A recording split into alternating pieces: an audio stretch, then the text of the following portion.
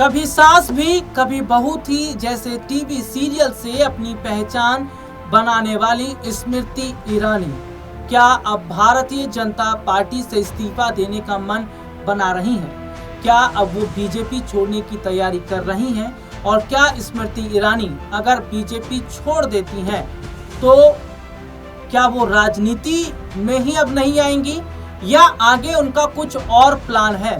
पूरी खबर को मैं विस्तार से बताऊंगा और साथ ही ये भी बताऊंगा कि स्मृति ईरानी जब से अमेठी सीट हारी हैं उसके बाद से लगातार बीजेपी में उनका राजनीतिक कद घटता चला गया, बीजेपी उनको साइडलाइन करती गई। अब ये बात समझ में स्मृति को आ गई है, इसीलिए अब वो वापस से टीवी सीरियल की दुनिया में जाती नजर आ रही है। खबर ये सामने आई है कि स्मृति ईरानी एक बार फिर से कभी सास है कभी सास भी कभी बहू थी कि जो शूटिंग है वो करती नजर आएंगी और उसका दूसरा पार्ट जो है सीरियल का वो बनता नजर आ रहा है। तैयारियां उसकी हो चुकी हैं। तो क्या ये फैसला जो स्मृति ने लिया है वो इसीलिए लिया है क्योंकि अब उनका रोल बीजेपी में नहीं रह गया।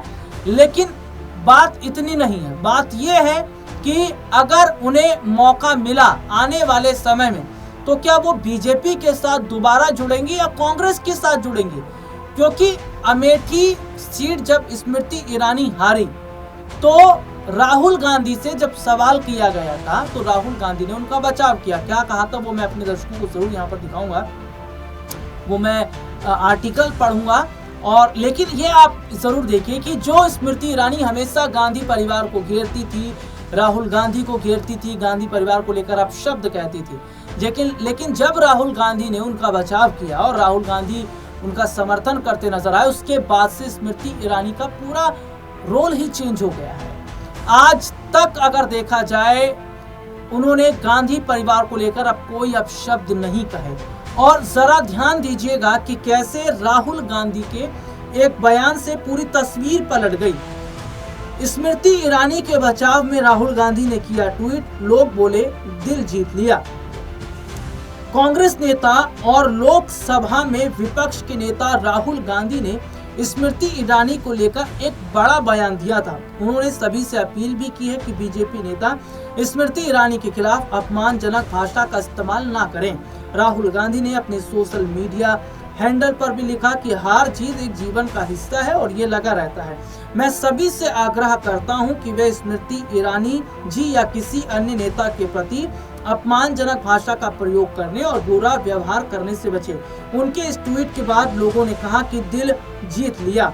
बता दें कि पूर्व केंद्रीय मंत्री स्मृति ईरानी के सरकारी बंगला खाली करने पर सोशल मीडिया पर लोगों ने टिप्पणी की, जिसके बाद कांग्रेस सांसद राहुल गांधी ने अपनी पार्टी कार्यकर्ताओं को सख्त हिदायत दी कि वो स्मृति ईरानी के खिलाफ कोई टिप्पणी ना करें। और लोकसभा चुनाव में स्मृति ईरानी को कांग्रेस उम्मीदवार किशोरी लाल शर्मा से शिकस्त मिली थी, जिसके बाद हम ये देखते हैं कि नुकसान हुआ स्मृति ईरानी को।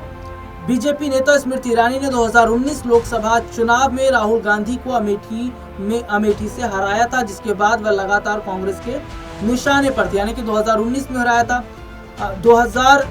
अगर बात करें तो 14 के लोकसभा चुनाव में स्मृति ईरानी को हार का सामना करना पड़ा था, तो कांग्रेस नेताओं ने उन्हें घमंडी और ना जाने क्या क्या कहा।